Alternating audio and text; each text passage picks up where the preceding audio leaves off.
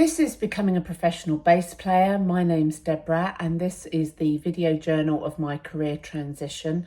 So I have had a bit of a breakthrough, thanks absolutely to my friend Dan Trombone, who gave me a lesson yesterday in Logic Pro. I was banging my head against a wall with the software because I don't understand the basics, and the basics are not really covered in YouTube videos, because they'll say things like click on the mixer button. I'm like, well, what is the mixer button? What is a mixer? If you're really at that basic level, so googling what is a mixer, it's the button that has 3 faders on. What is a fader? Googling what is a fader. And actually, by the time I got to that point, I realized I do know what a fader is. I've heard people talk about that when they're using a PA system, not a mixer, but a PA system. With faders going up and down. So and then having had my lesson with Dan yesterday, things finally sort of crystallized for me that this piece of software, Logic Pro, is like those enormous desks that I used to see on BBC4 documentaries about, Fleetwood Mac or Quincy Jones or things like that. And this is an electronic version. And if you want to open the mixer, it's this button here, which has 3 faders on it. Get me with the language. There you go. There's the mixer, the mixing desk. It actually looks like the mixing desk in the documentaries. So I'm really excited about that.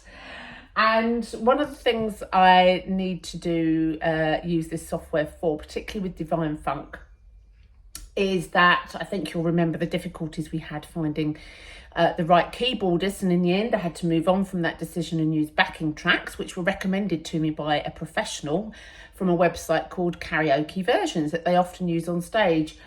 What we found with those is they only have 1 bar of lead in, which means the drummer has 1, 2, 3, 4 in, and that's a very short amount of time for the drummer to hear what the tempo is, get in the gear with it, and bring everybody in, because he's really only got 2 counts of 1, 2, 3, 4, go, and that's just a bit stressful.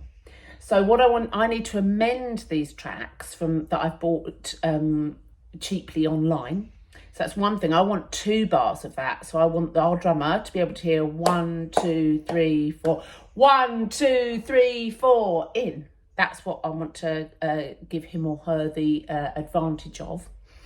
And then thankfully, I've got lots of really talented, experienced musicians in the band. I'm not one of those. I'm basically admin, organisation, bass playing. But I have got people with those fabulous ears in the band. And Dan Trombone was saying to me that, this backing track is sounding a bit tinny. It needs mastering. I had no idea how to do that, but now I do. So what I've got on here, let me bring this up so you can see. You'll be able to see 3 lines there, channels. Are they called channels? I think, I'm not sure.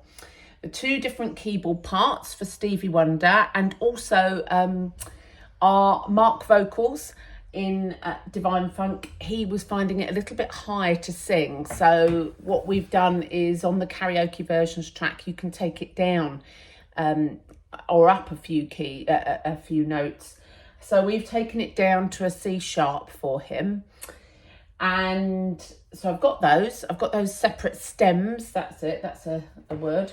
A musical work piece of jargon that I've been learning, and I've got those separate stems of the 2 keyboard pieces, and I also need the click track for Nick, our drummer. I've managed, with Dan's help, to let's just expand this so you can see, learn how to expand as well. I've put, can you see there's 1 bar of click intro, and there's a 2nd bar, so 4 beats there, 4 beats there, 4 beats for Nick to orient himself towards the track after whatever we've played before, 4 beats for him to bring everybody else in, and then we're off. So that's going to sound really good. I have because I need Nick to have the click in his ear, as well as the backing track, and I need the backing track only to go out to the audience. I don't want the audience hearing the click. So I've had to pan it, which is on this dial here.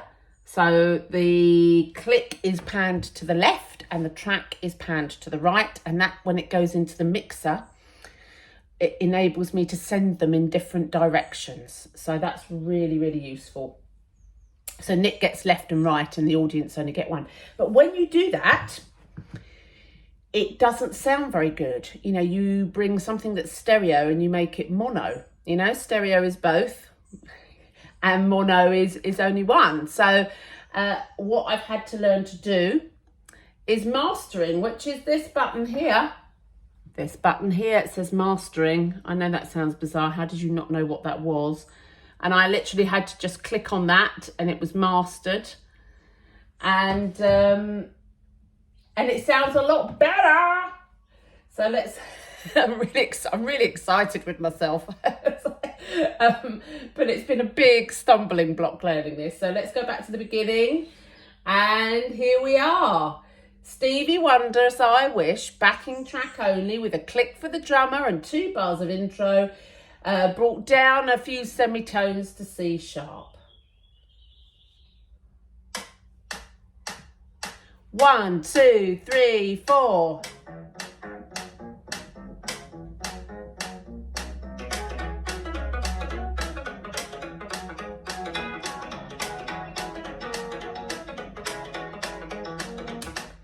I've learned that if you press spacebar, that is will stop and start the track. I've learned that Command T is cut. I've learned that Command A selects all.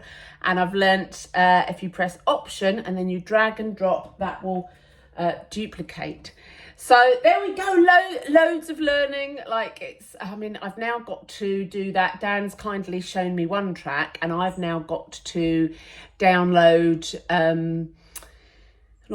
I've got to do all of the others. I've got to master them and I've got to put 2 bars of click before they start so that there's consistency for the drummer. So I've got a lot of work to do in the next couple of days, but as long as I do it now, hopefully all that knowledge will stay in my head. Okay, thanks for watching. Bye.